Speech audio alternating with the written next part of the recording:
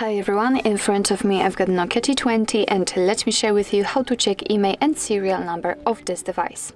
Because this is a tablet device, we cannot enter the dialer, so we've got only one way to check the IMEI and serial number, and it is using the settings. So let's enter those. Now we have to scroll down to the very bottom and find About Tablet. And as you can see right here, we've got the IMEI number of this device, and if you would like to check also the serial number, just tap on Model and Hardware, and as you can see on the second position we've got the number we are looking for. So actually this is it. This is how to check IMEI and serial number in your Nokia T20.